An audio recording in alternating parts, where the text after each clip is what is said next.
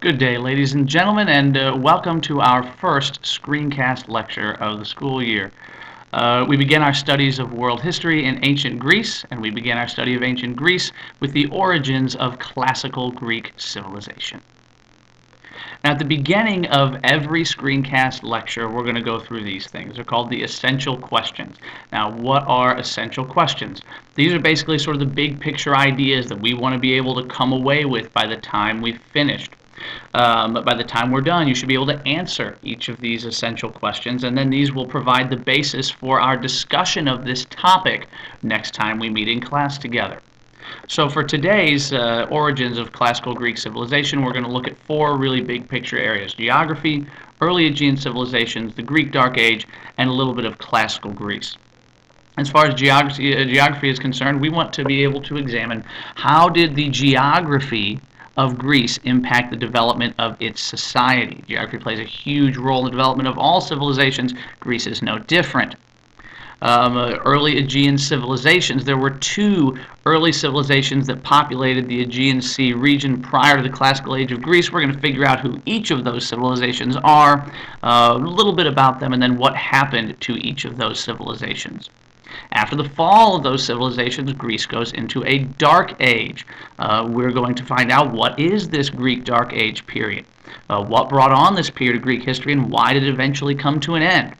And finally, after the Dark Age is over, we see the birth of classical Greece. And we'll look at some basic characteristics of classical Greece, such as important works of literature and some little bits about their basic religious beliefs as well, stuff a lot of you guys probably know about already anyhow.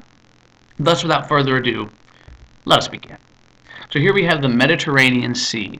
This is the setting of much of, if not all of, ancient Western history. And we're going to go specifically into a little nook nestled into the eastern portion of the Mediterranean Sea, and that's the Aegean Sea region. Here in the Aegean Sea region, in the eastern Mediterranean Sea, we have the mainland of Greece. We have the islands of the Aegean Sea, very important setting for our stuff today. And over here to the east, this big chunk of land is what we call Asia Minor, present-day country of Turkey. But all this is in the region of the Aegean Sea that's going to be very important for our discussions today.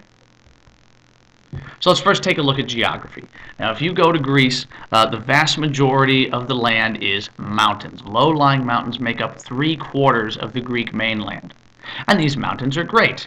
They're pretty, it's perfect, and they keep you protected. You see, the mountains of Greece kept the Greek civilizations protected from foreign invasions for a very long time. And this is great, because without foreign invasions, without outsiders giving you trouble, this gives you a lot of time to allow your civilization to grow and develop. And that's a good thing.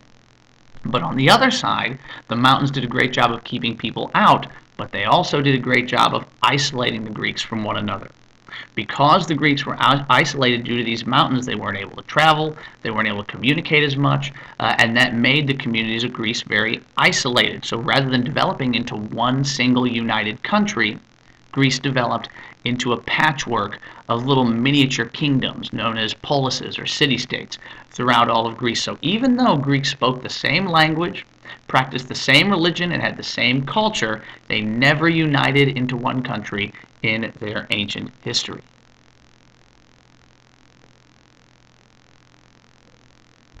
So in this early Aegean Sea region, we have two main civilizations populating the area. By around 2000 BC, the two main civilizations that populated the Aegean Sea region are the Minoans and the Mycenaeans. The Minoans lived out here in the islands of the Aegean Sea region, while the Mycenaeans populated the mainland.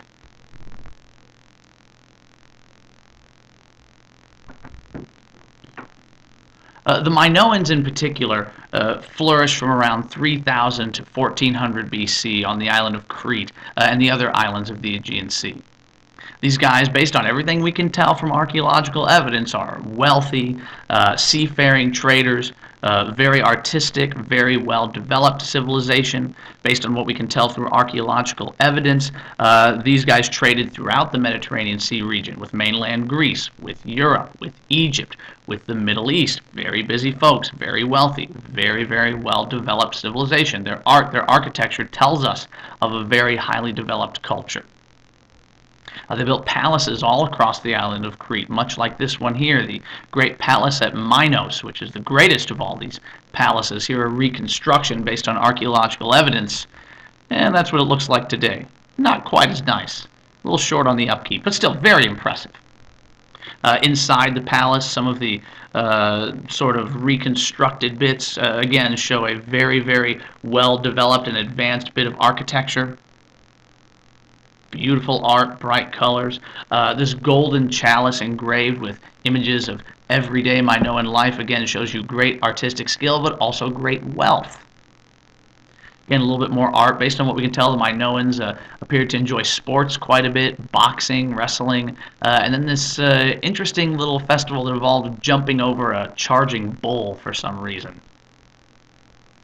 Now, Minoan civilization went into steep decline around 1450 BC, and this was by no fault of their own, but instead by the fault of Mother Nature.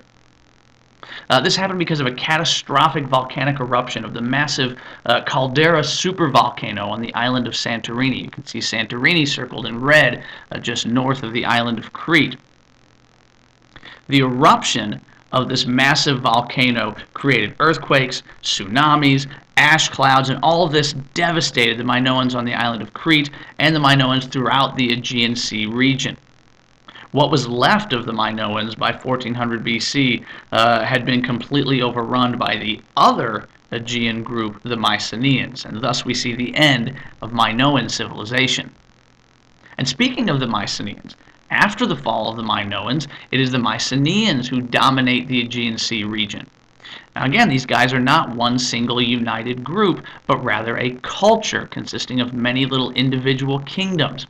And as was sort of commonplace for the Mycenaeans, their kingdoms were centered around a hilltop fortress in particular. And on the map to the left, you can see some of the major settlements as well as some of the minor Mycenaean settlements that have been uncovered by archaeologists all over the Greek mainland. Now these guys, even though they eventually conquered the Minoans, they were heavily influenced by the Minoans, and they too exhibit a very well-developed civilization. Here we can see a recreation of the best-known city of the Mycenaean culture called, well, Mycenae. That's where we get the name of the culture from. Here's how the city looks today. Again, a few thousand years of history have kind of worn it down, but it's still an incredibly impressive sight. Here we can see the main entrance to the city of Mycenae and its fabled Lion's Gate, the only way in and only way out. Some of the gold jewelry and art that we find show us again of the wealth, ingenuity, and just advanced nature of Mycenaean culture. Now, the Mycenaean civilization flourished until about 1100 BC. Because by about 1100 BC, they'd gone into decline based on what archaeologists think was a prolonged period of civil war. Because when you look at the archaeological record, by about 1100 BC, many of these hilltop fortresses, which were the centerpieces of these Mycenaean cities, had been destroyed. It leads us to believe in a period of civil war, and so the Mycenaeans found themselves now severely weakened. And that kind of happens as a result of civil war. Another thing that happens as a result of civil war is you make yourself easy pickings for outside enemies. The now weakened Mycenaeans were easy prey for a new group of invaders from the north, called the Dorians. The Dorians easily swept in from the north, conquered the weakened Mycenaeans, and this brings an end to the Mycenaean age of the early Aegean civilizations. This also brings the end of the Mycenaean age also brings the beginning of something else, and that's the Greek Dark Age. The Dorian conquest of Greece ushers in a 300-year period of Greek history that historians refer to as the Dark Age. But why do they call it the Dark Age? Well, it has an awful lot to do really with what we know about this time period. You see, the Dorians were illiterate. It means they didn't have a written language. And since they had no written language, they left no written records of events and culture from their time period. Furthermore, they left very little evidence of material culture, of trade, of skilled craftsmanship, or really any advanced architecture. More importantly, almost all semblance of any education or learning seems to have completely vanished during this time period. So compared to the Minoan and Mycenaean periods, when you have great culture, architecture, trade, knowledge, and skills, this would appear to be a very bleak time. Oh, and to make matters worse, the remaining Mycenaean Greeks who did possess, culture and learning and things like that, they left. The smart Greeks left, and they moved to this place called Ionia. Ionia is this region here on the coast of Asia Minor. So all the Greeks who did have knowledge and skills and the remaining Mycenaean culture, they left. And this dark age would continue for 300 years until around 750 BC, when the Ionian Greeks, you remember the smart ones, they start to return to the Greek mainland. And when they do come back, they bring with them knowledge and culture. They reintroduce crafts and skills. They bring back a new writing system, the Phoenician alphabet that they learned while living in Ionia. Once again, the Greeks begin to read, they begin to write, they begin to trade. We see the reemergence of a new culture. And the new civilization that develops out of these changes is what historians like to call the Hellenic civilization. Hellenic civilization, this is classical Greece as we know it. When you read about classical Greece, that's Hellenic civilization. There's a lot of things that we know and learn about Hellenic civilization, Greece during this time period, and one of them is literature. And the most important pieces of literature in Greek history are written, supposedly, during this time period. Greek tradition states that during the 700s BC, a blind poet by the name of Homer wrote two epic poems that are today considered to be some of the greatest works of literature in all of history. That would be the Iliad and the Odyssey. Both stories revolve around the mythic Trojan War. The Iliad tells the story of the Trojan War that was fought between the Mycenaean Greeks and the city of Troy. The heroes like Achilles and Hector and Odysseus play huge roles in this story.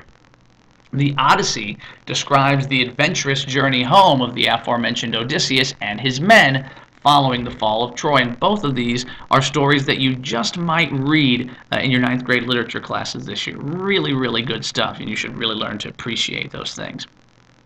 Religion is a piece of Greek culture that you probably learned a little bit about even before ever coming here. The Greeks, much like many of their compatriots in the ancient world, were polytheistic, which means they worshipped multiple gods and goddesses, and they believed that the activities of their gods and goddesses explained what happened in the physical world, explained why people acted the way that they did and the way the world behaved the way that it did. But unlike their other counterparts in the ancient world, the Greeks didn't see their gods and goddesses as being animals or some sort of forms in nature, but instead they saw them as being human. They saw their gods and goddesses as being just like us. They believed their gods and goddesses looked and acted like people. They believed their gods and goddesses could feel happy, sad, angry, jealous, love, hate. And they believed that these 12 gods and goddesses lived on the highest point in the Greek world, that being Mount Olympus. Now, of these gods and goddesses, Zeus was the chief god who ruled over the sky, while his brothers Poseidon and Hades ruled the underworld and the sea, or the sea and the underworld in that order, respectively. And the Greeks celebrated many festivals to honor these deities. For example, they used plays to celebrate the god Dionysus, the god of wine and song, and this gave birth to the modern theater as we know it. Every 4 years, the Greeks held a special festival at Olympia to honor their god Zeus with athletic contests. These athletic contests and that festival was called the Olympics. And so there you have it, folks, done and done. Back to the essential questions. So we started out with the geography of Greece. How did Greece's geography impact the development of early Greek society?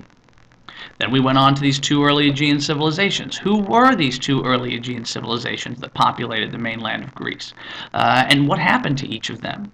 After the fall of those civilizations, we moved on to the Dark Age. What brought this period of Greek, or what was this period of Greek history? What was it like, and what eventually brought it to an end? And finally, we took a little bit of a look at some culture of classical Greece. What were the Iliad and the Odyssey, and what were some of the basic characteristics of classical Greek religion? Be prepared to discuss these topics and these questions tomorrow when we get together. Have a great day. See you all later.